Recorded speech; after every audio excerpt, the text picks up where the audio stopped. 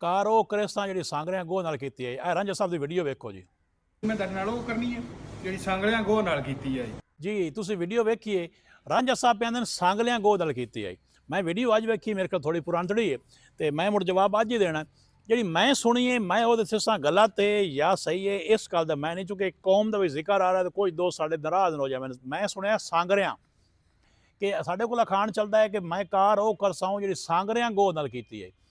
ਉਹ ਮੈਂ ਅੱਗੋਂ ਕਹਾਣੀ ਵੀ ਸੁਣੀ, ਕਹਾਣੀ ਉਹ ਇੰਝ ਆ ਕੇ ਸਾਂਗਰਿਆਂ को गड्डी सब्जी रतीला गाड़ लिया उन्हें, ਉਹਦੇ ਚੋਂ ਅੱਗੋਂ ਸੁਬਹ ਉੱਠ ਕੇ ਆਇਆ ਤਾਂ ਗੋਹ ਲੇਟਦੀ ਵੱਤੇ ਉਹ ਸਬਜ਼ੀ ਸਾਰੀ ਖਰਾਬ ਕਰ ਗਈ। ਉਹਨਾਂ ਗੋਹ ਨੂੰ ਟੰਬੇ ਛੇਕ ਲਿਆ ਤੇ ਚੇਕ ਰੱਖਿਆ। ਉਹ ਜਨਾਬ ਜਾ ਕੇ ਵੜੀ ਬੂਟੇ ਦੇ ਵਿੱਚ।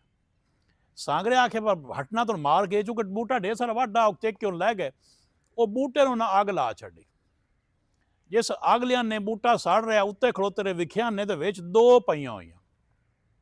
ਉੱਥੋਂ ਮੋੜ ਇੱਕ ਮੈਂ ਅਖਾਣ ਜਿਹਾ ਸੁਣਿਆ ਕਿ ਸਾਂਗਰਿਆਂ ਚਿੱਕੀ ਦੋ, ਸਾਂਗਰਿਆਂ ਚਿੱਕੀ ਗੋ ਗਤੀ ਇੱਕ ਤੇ ਨਿਕਲੀਆਂ ਦੋ।